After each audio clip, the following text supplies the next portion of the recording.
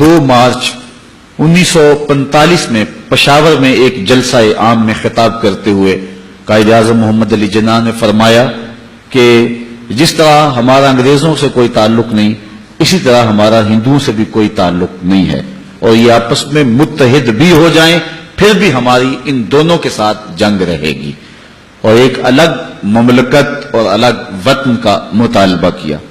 منبر و محراب پر ایک بھونچال آ گیا، قائد اعظم کو کافر اعظم کہا گیا۔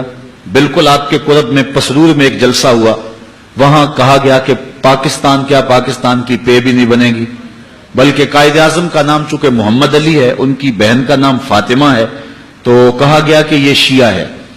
تو قائد اعظم محمد علی جناح کو کسی نے کہا کہ وہ کہتے ہیں کہ یہ شیعہ ہے، تو قائد اعظم نے مسکراتے ہوئے کہا چلو گاندھی کو ووٹ دے دے، وہ تو سنی ہے۔ تو اس طرح آپ نے ان کی ان باتوں کا رد کیا۔ مسجد خیر الدین کے ممبر پہ گاندھی کو بٹھایا گیا، یہ ہماری تاریخ کا المیہ ہے، اور جو ہے وہ بہت کچھ ہوا۔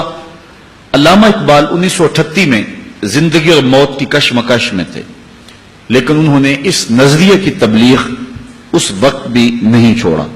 حسین احمد مدنی ٹانڈوی کے نام آپ کے جو مکتوب ہیں اور جو آپ کا مکالمہ اور مناظرہ ہوا ہے وہ تاریخ کے اوراق میں موجود ہے۔ جب اس نے یہ فتویٰ دیا کہ ملتیں اوطان سے بنتی ہیں، وطن خمیر ہے قومیت کی، جو جواب دیا تھا وہ کلیات اقبال میں موجود ہے۔ سرود بر سر ممبر کے ملت از وطن است، چے بے خبر ز مقام محمد عربیست، بمصطفیٰ برساں خیشرا کے دیں ہما اوست، اگر باؤ نہ رسیدی تمام بو لہبیست۔ اقبال نے کہا تھا کہ میں تو سمجھا تھا کہ یہ قرآن و حدیث پڑھنے اور پڑھانے والے دین کے مزاج سے آشنا ہوں گے، لیکن یہ جو فتویٰ داغا گیا ہے کہ ملتیں اوطان سے بنتی ہیں، اس سے سمجھ آ گئی کہ ان لوگوں کو ابھی حضور کے مقام سے خبر ہی نہیں ہوئی ہے۔ اور پھر اقبال نے جو دلیل دی دیکھیے کتنی خوبصورت ہے۔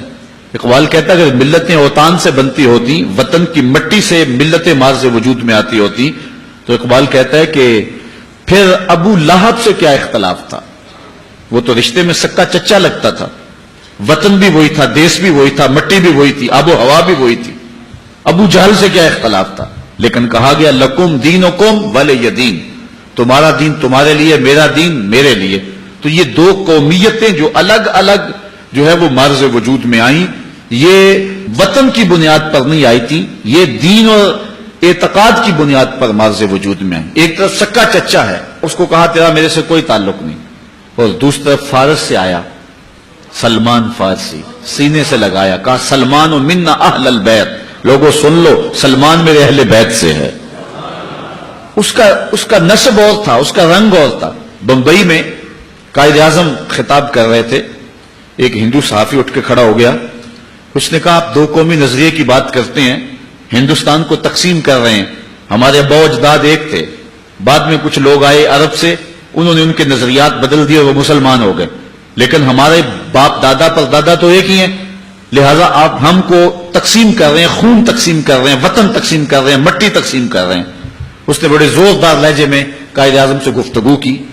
اللہ تعالیٰ نے شخص کو بڑی بصیرتیں عطا فرمائی تھی، اور اللہ تعالیٰ جل شانہ نے پھر ان کے ذریعے یہ ایک بہت بڑا کام لیا۔ لوگ کہتے تھے دیوانے کا خواب ہے، ہو ہی نہیں سکے گا، لیکن پھر اللہ تعالیٰ نے کر کے دکھایا۔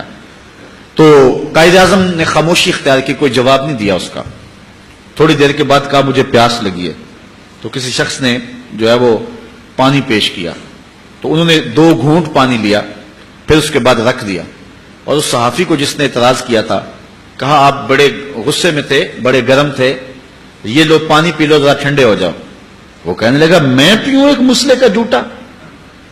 تو قائد اعظم نے کوئی جواب دینے کی بجائے اسی اجتماع میں ایک ترکی نسل نوجوان بیٹھا ہوا تھا جس نے ترکی ٹوپی پہنی ہوئی تھی، اس کو کہا میاں یہ پانی پی لو۔ وہ اٹھا اور پورا گلاس گٹا گٹ پی گیا۔ اب دوبارہ قائد اعظم اس ہندو صحافی کی طرف متوجہ ہوئے اور فرمایا کہ تو کہتا ہے کہ ہم ایک قوم ہیں، مجھے بتا کہ میں اگر اکٹھے زندگی گزارنا چاہوں، میری زندگی تیرے ساتھ گزرے گی یا اس کے ساتھ گزرے گی؟ تو وہ خاموش ہو گیا۔ فرمایا اس کا میرا نسبی تعلق کوئی نہیں، خاندانی تعلق کوئی نہیں، میرا اس کا وطن کا ربط و رشتہ کوئی نہیں، لیکن اسلام کی بنیاد پر یہ میرے ساتھ اکٹھا زندگی گزار سکتا ہے، اور تم میرے ہم وطن ہو، ہم ملک ہو، ہم زبان ہو، لیکن تمہارے ساتھ میری زندگی نہیں گزر سکتی۔ اس لیے دو قومی نظریے پر انہوں نے یہ ایک عملی دلیل فراہم کر کے اس بات کو اجاگر کیا